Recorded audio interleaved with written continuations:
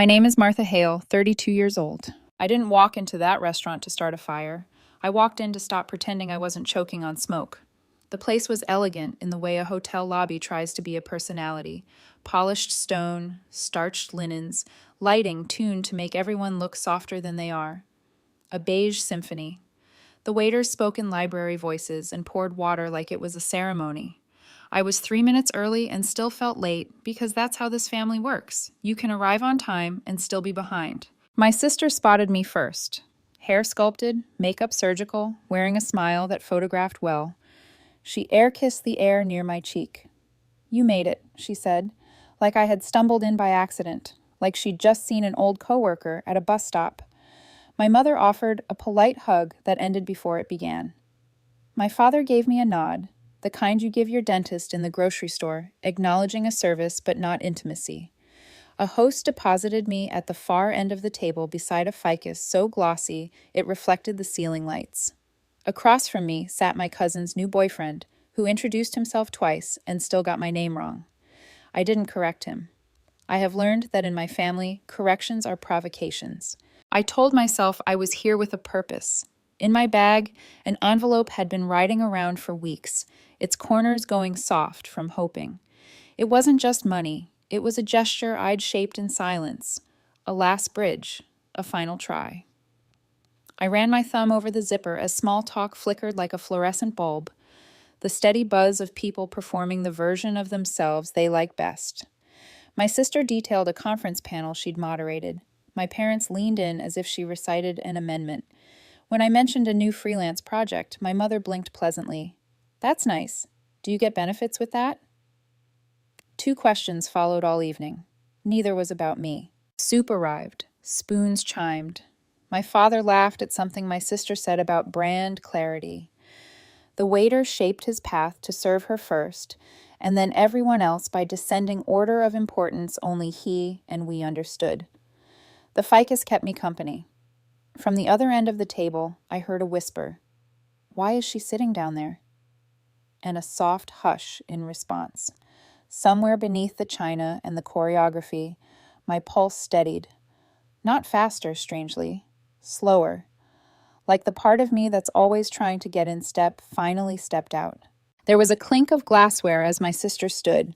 She held her flute at shoulder height, head tilted, face arranged with that carefully warmed sincerity she can summon for cameras and clergy. "I just want to thank everyone for being here," she began, her voice threaded with confidence and invitation, "to celebrate the 2 people who raised me to be the woman I am today." Polite applause broke out. I clapped too, the way a seal claps at a signal. "And," she said, turning toward our parents, "for raising the most incredible only child anyone could ask for." For a breath, I waited for the laugh, the exaggerated gasp. My mother's horrified, "Oh my God, don't forget your sister." My father's dry, awkward throat clear. Anything. Instead, my mother lifted her glass. My father smiled his Christmas card smile. No one looked my way. If I'd burst into flames, someone would have asked a waiter for more water. A dull stillness moved through me. Not dramatic, not cinematic, just a settling. It felt like recognizing a joke everyone else has been laughing at for years and deciding, finally, not to pretend it's funny. I stood before I knew I was standing. The chair legs whispered against tile. My hand found the envelope in my bag as if it had been guiding me all along. I walked to the center of the room without clinking a glass, without rehearsal. My voice came out even. "I had something prepared to give to the people who raised me," I said, "but I think there's been a misunderstanding." Forks hovered midair, heads angled. My sister's smile faltered, just a hairline crack, and for the first time all night I saw not just shock, but quick, calculating worry behind her eyes. A flash of future math. My mother's lips parted, then pressed together as if searching for a charming tone to fix what wasn't broken for me. My father's jaw tightened, the muscle in his cheek pulsing once. At the back table, my aunt and uncle sat like understudies who'd been allowed into the photo. My aunt's hand floated to her chest. My uncle shifted as if unsure whether to rise or vanish. I turned toward them. I didn't make a speech. I didn't apologize for the timing the way I've apologized for my existence. I walked over and placed the envelope in my aunt's palms. "This is for you," I said. Her thumb rubbed the paper's corner, a small, anxious circle. My uncle's eyes flicked to my parents, then to me, then to the envelope, as if he were watching a fuse he could neither stop nor speed. I returned to my seat by the ficus and sat. I could hear the waiter pause 10 feet away, bottled water poised, the moment's stillness making everyone a statue. No one spoke first. There's a silence that follows a detonation, a soundless air that holds the shape of what used to be there. We sat in it. My sister blinked in a loop, like an app trying to reload. My mother tilted her head the way she does when she decides to reinterpret an event into something palatable. My father stared at the far wall as if a solution were written there in small print. The envelope in my aunt's hands became an object in orbit. I could feel every gaze it collected and threw back. I didn't add a word. I didn't explain that the money had been meant as a peace offering, built out of months of saying, maybe this time it lands, telling myself that generosity might be the password. I didn't explain that my aunt and uncle had taught me the shape of care without performance, that they had steadied me more times than my parents had noticed I was wobbling. I didn't explain because I didn't need to know whether my parents would accept anything. The only thing I needed was to stop needing. Dinner resumed in the strangest imitation of normal. Plates were set down with ceremonial care, the waiter's expression politely empty, except for the way his hands were too precise, like he understood he was serving on a stage. My cousin's boyfriend tried a joke and swallowed it halfway. A chair scraped. Glasses filled and did not meet. I ate what was in front of me because I didn't owe my appetite to anyone. The air felt thin and clean, and for the first time all evening, I breathed like I wasn't borrowing oxygen. At some point, my sister sat again. She didn't look at me, not directly. She kept talking to whoever would listen, but her sentences had lost their tails. My mother rearranged her napkin twice, smoothing it as if ironing could fix history. My father touched the corner of his mouth and sipped water without swallowing. I studied their faces the way you study a photo you've seen 100 times, noticing new shadows.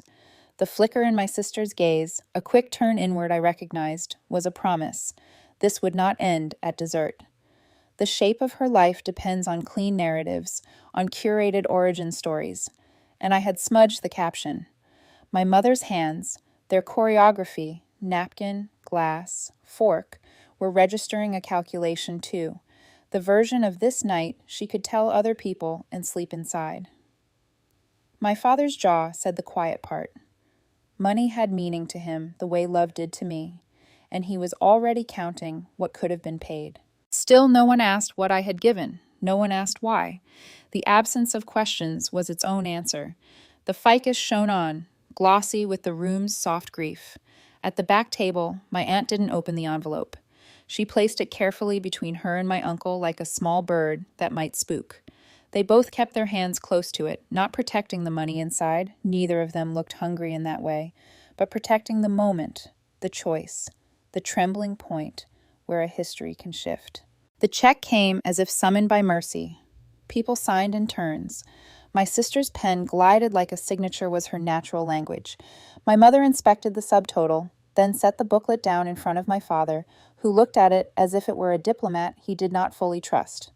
Through it all, the envelope stayed put, unthreatening and undeniable. When we finally stood, the room released us. There was the shuffle of chairs and the soft percussion of coats. Hugs were offered. Some accepted out of habit, more than want.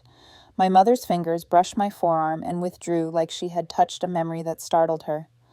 My father reached for my shoulder and stopped, not sure what the gesture would accomplish. My sister's mouth shaped my name without sound. I gave her a small, unremarkable smile, the kind you offer a stranger who held the door. Outside, the evening air carried the faint scent of chlorine from a fountain and something sweet from the kitchen. I watched my parents recede down the sidewalk, close enough to each other to share a story later about what I had done wrong. I didn't follow. In the window, the ficus gleamed, the waiter refilled a glass, and my aunt and uncle lingered by the door, the envelope tucked into my aunt's bag, with the care you give a fragile, living thing. There are moments in a life when you become audible to yourself. A sentence finishes inside you, and you hear it clearly, and it changes the way you walk. I had heard it at that table. I will stop asking to be seen by people who prefer a single child. I didn't say it aloud. I didn't have to. The people who needed to hear it were listening for something else entirely. When I turned to leave, I caught my sister's reflection in the window, just for a second, sharp as glass. Not anger first, strategy. The look of someone who has already started composing a post, a narrative, a clean line she can live behind. I didn't flinch. I adjusted my bag strap, felt the absence of the envelope like the absence of a weight you forget you were carrying, and stepped into the night that belonged to me. Inside, the restaurant breathed out. Somewhere a busser laughed. Somewhere a knife rang softly on a board. Somewhere quietly, a story began that wasn't written for me. I let the door close and did not reach back to hold it open. The night after the dinner, sleep refused me. I lay in bed staring at the ceiling, replaying the silence after my sister's toast. The image of my parents raising their glasses as if the words, "only child," were carved into scripture kept looping in my head. By morning, I realized I needed to unravel how I had ended up so comfortable being erased, because that wasn't a one-night cruelty. It was the accumulation of years. When I was small, the favoritism was quiet enough to make me question if I imagined it. My sister's macaroni art lived on the refrigerator, curling at the edges for months. Mine vanished within days, sometimes resurfacing as a grocery list. When she sang, off-key and fearless, in her school play, my parents clapped like she was Broadway bound. The year I won a regional writing competition, bringing home a small trophy, my father glanced at it once. "You know, spelling bees don't count as sports," he said. His words stripped the shine from it in an instant. I carried that trophy back to my room like contraband. I asked for a bike on my 8th birthday. My sister got a pink one with tassels, training wheels, and a helmet that matched. I got a neighbor's cast-off, still streaked with mud. My father handed it over with a lecture about gratitude, as though wanting something new was a crime. I told myself maybe if I were quieter, easier, more helpful, they'd see me. I cleaned the kitchen before being asked. I babysat. I brought home straight A's, mostly. My mother called them bare minimums. When my sister pulled an A+ in history, we had cake. Graduation cemented the pattern. Mine ended at a fast food chain because my parents forgot to book the restaurant they'd promised. My dad joked the fries were better anyway. My sister's graduation, a year later, was a rented hall, slideshow, speeches, party favors stamped with her name. I told myself I didn't need fanfare, that I wasn't that kind of person.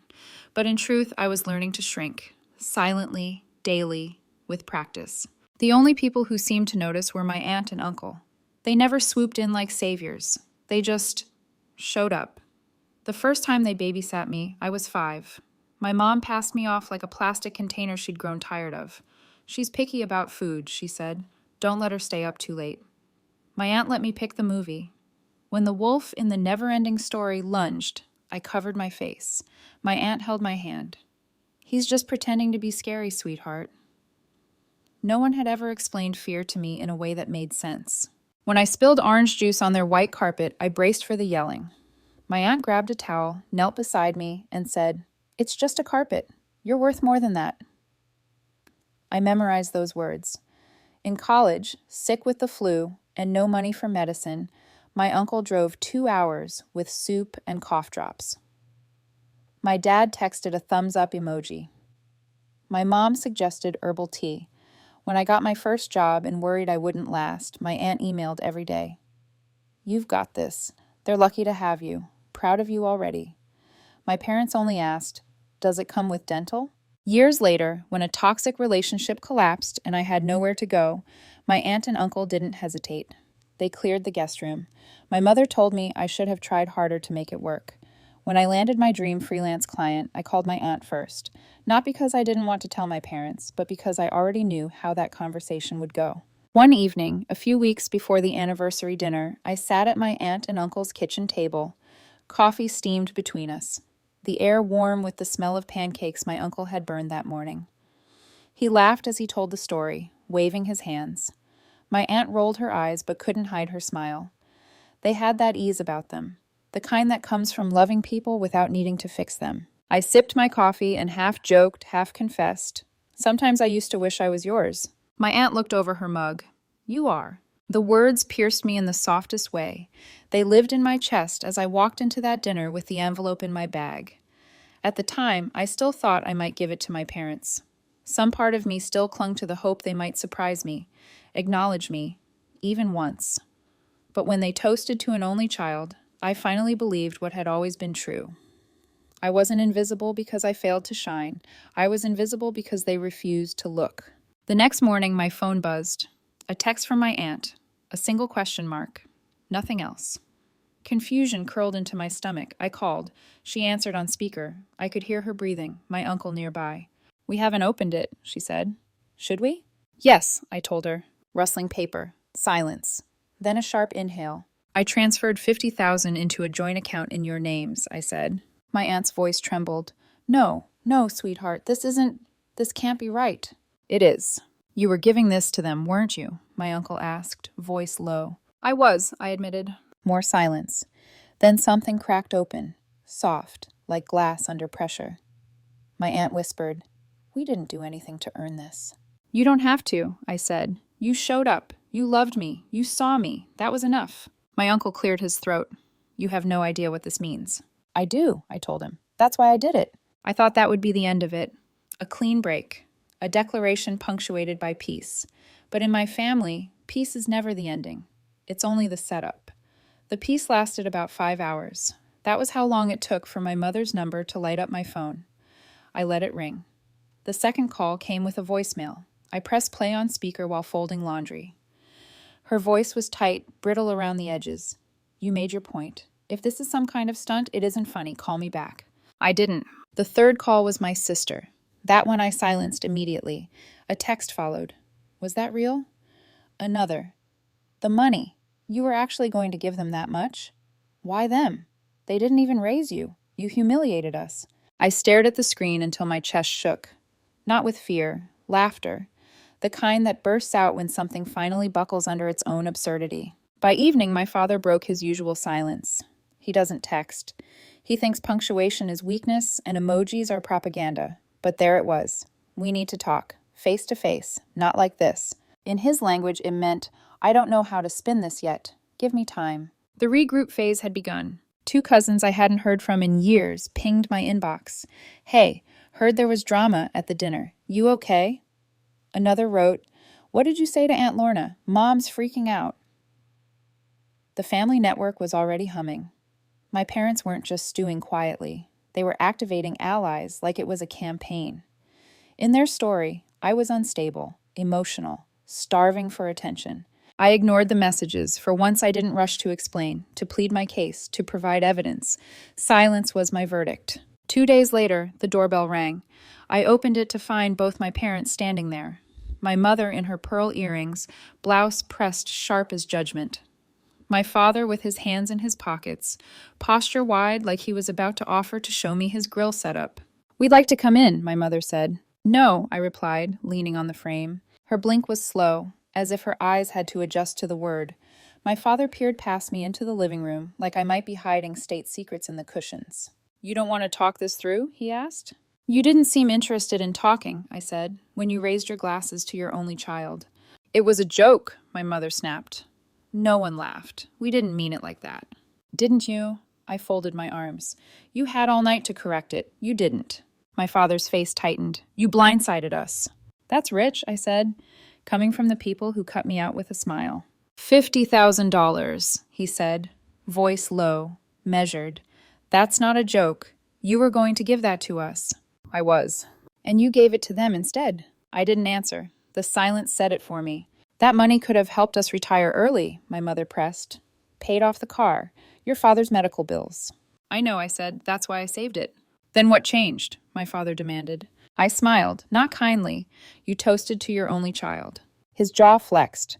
My mother looked away as if the sunlight through the window had suddenly become blinding. "So this is revenge?" he asked. "No," I said. "This is recognition. I gave my thanks to the people who earned it." "You're throwing away your family," my mother whispered. "I'm finally choosing one." The words hung between us, heavier than the door I closed a moment later. For a while, I thought maybe that was it. A slammed door, an ending. But my sister is nothing if not persistent. She posted a photo of my parents' wedding picture, captioned with syrupy poison. Some people only show up when they want applause. Real family shows up quietly. The comments rolled in. Beautiful. So true. Praying for your family. One woman wrote, "You raised your daughters right." I almost laughed. Scrolling, I felt the air shift. Then a voicemail notification. A cousin I barely spoke to. His voice played shaky through the phone. "Hey, just wanted to give you a heads up. Your mom's been saying some things about the money. You might want to check your socials." I froze. I didn't want to, but I logged in. And there it was.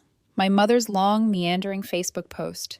Vague enough for deniability, sharp enough to slice. She laced it with scripture, with broken-hearted parent humility, making herself the martyr. Family isn't about money. It's about loyalty. Sometimes evil wears a smile. The comments piled up. Friends, neighbors, church acquaintances, praying for your family. You don't deserve this. One day she'll regret it. My hands trembled, not from surprise, but recognition. This was their weapon. Narrative. Public pity. Private knives. But what I didn't know yet was that the worst cut was still coming. The real blow didn't come from Facebook. It arrived in my aunt's inbox. An email with no subject line, no sender name she recognized. Just a chain of screenshots. Old text messages I had written years ago, raw and unfiltered, in the middle of exhaustion and frustration. Lines like, "I wish they'd stop hovering," or "Sometimes I just want space." Words I'd vented in private, never meant as betrayal. When my aunt called, her voice was shaken but steady. "We got an email with things you wrote." She hesitated. "We know you didn't mean it the way it looked, but it still hurt to read." I believed her, not because she was guilt-tripping me, but because she was honest. That's how I knew. It wasn't her style to manipulate, which meant only one person could have sent it. My sister. She hadn't signed it, of course, but she didn't need to. She left enough breadcrumbs, dates, phrasing, context, that only she would know. She wanted to weaponize my own words, to wedge doubt between me and the only people who had never demanded proof of my worth. I sat at my kitchen table staring at the phone, sick with a pit that wouldn't move. Then I drove. Pastry box on the passenger seat like an apology wrapped in cardboard. When I arrived, my aunt was at the table, the email gone from her screen. My uncle poured coffee, his jaw tight, but not at me. I sat, sliding the pastries across the table. "I'm sorry," I said. The words tumbled fast. "For what I wrote. For anything that made you question what you mean to me. I was tired. I was human. I was wrong." My aunt didn't sermonize. She just reached across the table and took my hand. My uncle set the coffee down and rested his palm on the wood between us. No speeches, no performance, just presence. And in that silence, the bond held. Stronger, maybe, for having been tested. That night, when I got home, I drafted a letter. Not angry, not emotional, just facts. Boundaries written in black ink. Do not contact me again. Do not attempt to communicate through other family members. Do not spin stories, and do not expect reconciliation. I wish you peace, but I am done playing the role you wrote for me. I printed it, mailed it, held onto the tracking receipt like armor. A week later, my mom tried again, calling from a different number. Her voicemail started tearful and ended bitter. "You've ruined this family. You've broken your father's heart. Are you proud of yourself?" I didn't answer, but I thought, yes, I am. The harassment didn't stop. My parents sent letters to my aunt and uncle hinting they were being manipulated. They tried to convince them to return the money. My uncle finally went to a lawyer, not for greed, but protection. When I offered to cover the fees, he shook his head. "We don't take from family," he said, "but we'll accept gifts." That winter, I spent the holidays with them. Just the three of us. No drama, no stage. We cooked, played cards, watched old movies in pajamas. My aunt gave me a scarf she had knitted herself. My uncle made hot chocolate and burned it a little, and we drank it anyway. I can't remember a Christmas that ever felt more like home. At one point, my aunt leaned back, eyes warm. "Do you regret it?" she asked. I didn't need to think. No, because I didn't just walk away from a family. I walked toward one. The calls slowed, the noise faded. My parents and sister moved on to new stories, new performances. I stayed in this small, quiet life where love wasn't a transaction and kindness wasn't currency. Sometimes, though, I think about that dinner. The look on my sister's face when I handed the envelope away. My mom's frozen expression, my dad's clenched jaw. For a while, those images haunted me. Now they remind me of the night I stopped apologizing for existing, the night I said enough and meant it. Still, when I lie awake, one question sometimes slips in. Did I do the right thing? Not about the money, I know that was right, but the moment itself, the public declaration. Was it too much? Too sharp? Should I have handed the envelope over in private, softened the blow, or would that have only made it easier for them to rewrite the story again? So I'll ask you, what do you think? Was I justified, or was there a better way to walk away? Let me know. I'd really love to hear what you would have done in my place.